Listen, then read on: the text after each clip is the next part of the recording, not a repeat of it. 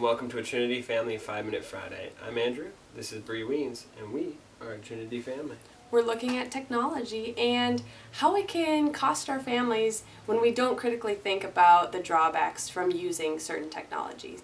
This week we're going to talk about using the car, vroom, vroom, and how that is costing your family. Yeah, and the pitfalls, I think, are obvious, and it's really just a matter of we don't move our bodies in other ways. You know, if we need transportation, buckle up, start that thing up, and go. And so easy to go do that, even if you're just going 2 blocks away. And I was reading one of my favorite families of all times is the Adams family, and I've been reading many books about them and by them, and I was just reading a biography about John Quincy Adams, and he wrote to some people who were caring for his kids while he was in Europe. They were caring for his 2 oldest sons in the Boston area, and they lived outside of Boston a little ways, but the boys would sometimes go in and go to the theater at night or go do different things in Boston.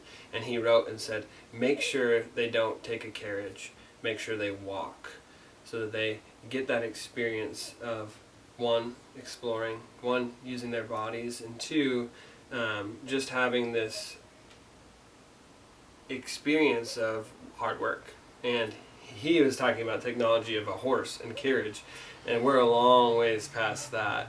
But I think the same spirit of recognizing we could really gain some things if we do this differently.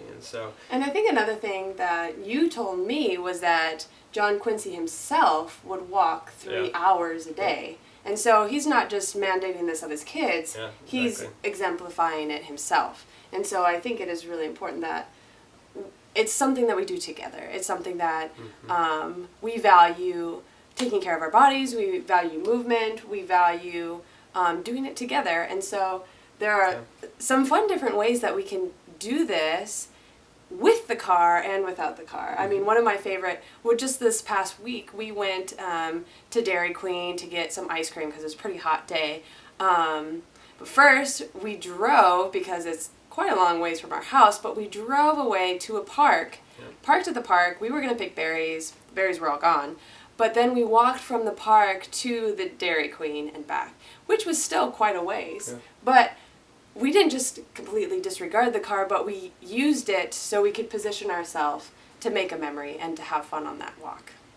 Yeah, I mean, another thing we've done actually just today, again, something we've been working on for a while, our oldest son wanted to take me on a date to go to Costco in their food court and get pizza. And it was a big thing. He really wanted to do it, but he wanted to make sure we had pizza left over to share with the rest of us. And so we were going to have this big pizza, and he wanted a bike there. And so this is a difficulty. You know, how are we going to get this pizza back just on our bikes? You know, it doesn't fit in a backpack. Could be dangerous trying to just hold on the handlebars. And he looks at me and he says, "Don't worry, Dad. We Weens family, we always figure out something." And that's just such a fun thing because so often we fall back on the car because it is more convenient. And you know what, though? The Weens family did figure out something. We had a kids carrier that we used for our bike. I put that thing on the back without any kids in it, and we brought a pizza home in it.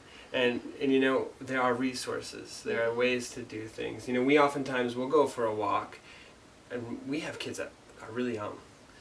Our oldest is not quite 7 yet, and we walk with those 5 kids all over the place, and sometimes we walk too far.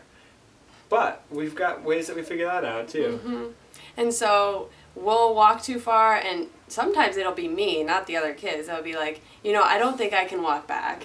And or there's time sensitivities or, you know, whatever. And so then he'll run back and get the car and bring us all back home. And so I think beyond movement, it teaches foreplanning, thinking ahead. It thinks problem solving, and really to also think about how much you can carry, how much you need to carry, and how much water you need to bring. And so there's all these different elements that come into play that can be fun and exciting.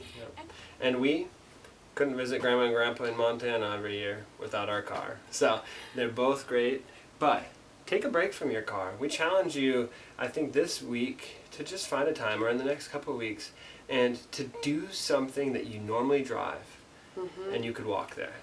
Might be a park. It might be going to get that ice cream. Maybe a farmer's market, or pick berries. Yeah, whatever it might be.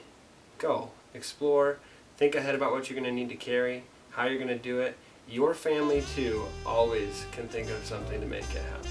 So, happy Friday to you. Bye. Bye.